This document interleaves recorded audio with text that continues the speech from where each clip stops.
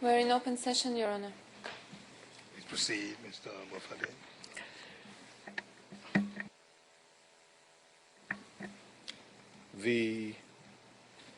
I was asking you about number 11. How long have you known number 11? I think the witness has answered that question already. Let's not continue to worry that question. It might provoke other answers unless there is something specific that you're looking for that has not been said. Then, but if we go back to retrace what he said on this, there might be provoking some difficulty. Witness, as you will have noticed, we're now back in public session. Yes.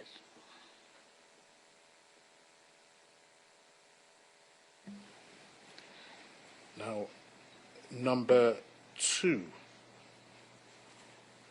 Do you know the ethnic group that number 2 belongs to? He's a Kalenjin.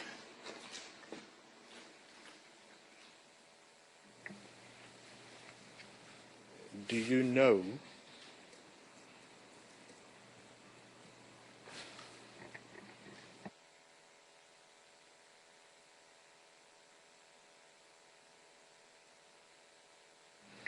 you've referred to him as the chief?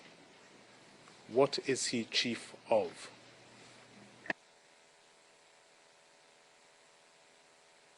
The chief of a sublocation. He's the assistant chief of sublocation. And is that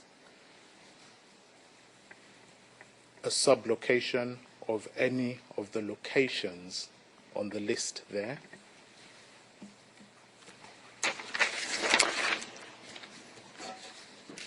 Yes, location 2.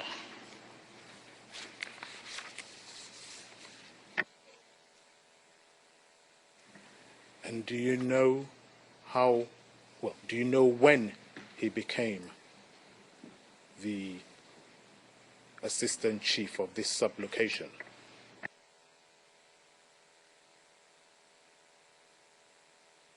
Yes, when I moved there, that year, 1992, 93, it's when he became the chief of that area.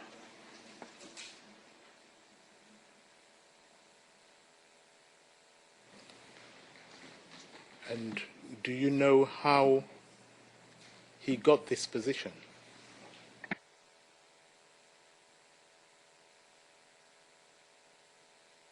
Well, according to what I heard, that is, according from what I heard from the other people there, in order for him to get this position, he is related somehow to Mr. William Ruto. So that's how I heard it.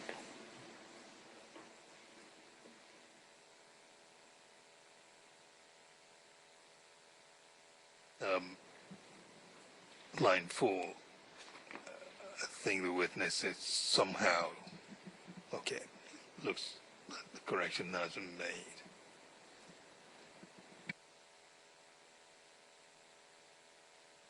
Because what was indicated before indicated a certain certainty that was not the answer.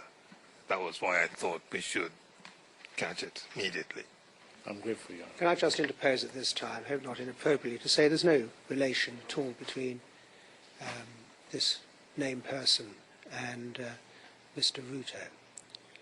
And the somehow and the rest of it is at best gossip.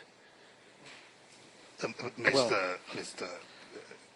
Hooper, you know you shouldn't have done that. You can do this in your cross-examination. You know, that's highly inappropriate, and my learned friend well knows that. Well, the interjection was done on the basis that what was being led was done on a basis that my friend must have appreciated was surely the basis of gossip. Which we say you can take up in your cross-examination Your and Honour. submissions when we get to it. Your Honours, Mr. Moffat, can you proceed, please? can we go into private session for probably 3 minutes just to explore this further? We go into private session then.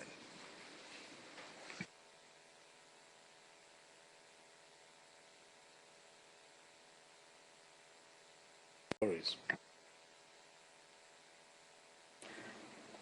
What we can say, I think they were men, because whenever there were women, could see them covering their head by, don't call, they usually cover their head, but they were men, they were not women. Because where I was, it was a bit higher, and I could see, though you could not see the whole body of them, could see part of their heads.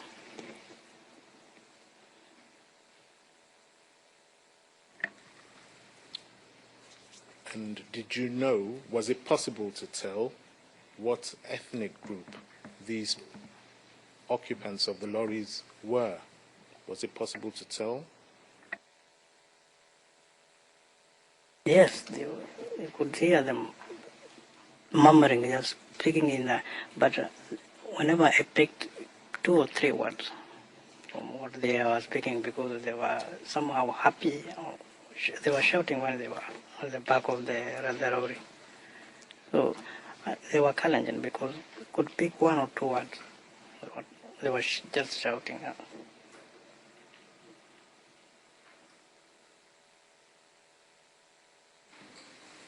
And I want to take you back slightly to what you said about the Kikuyu women who were carrying everything they could carry. Can you describe the kinds of things that they were carrying? If you can't remember, please say so. Yeah, I saw some of them carrying a mattress, blankets, folding with a rope and hanging it on their head like this. And I saw them most of them are carried mattress and blankets and with that rope and moving on by walking.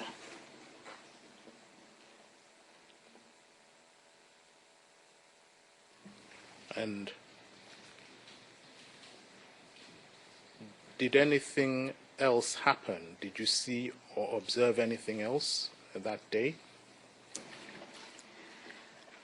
Is around 8:30. So on the other side of where I lived, at the other side, I can call it the other side of location. Well, for the time being, just tell us what you observed. Okay. What did you observe? So I started seeing Kalenjin youth roaming around the upper area of the place where I lived. And how could you tell that they were Kalenjin youths? Though I could not see them from where I was at a distance, I knew they were Kalenjin youth because they started coming in a small group.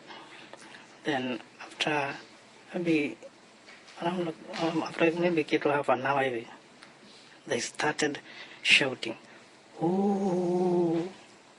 So those people who were on the other side from where I was. So it is this "ooh" shouting that brought. Whenever this shouted, the other small group shouted from the other side. So they were shouting in intervals, and the way they were shouting in intervals, the number started to increase. Just they were not moving; they were just shouting. Then the other side was shouting, the other side was shouting, and the number kept on increasing the way they went on shouting. Okay, and you said they were forming around the upper area. Don't tell us the location Yes. for the time being, but just describe what you mean by upper area.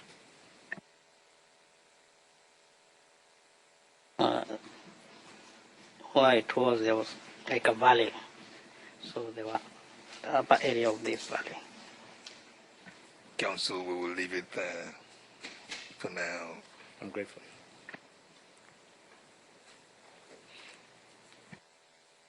How much longer do you have in your examination in chief?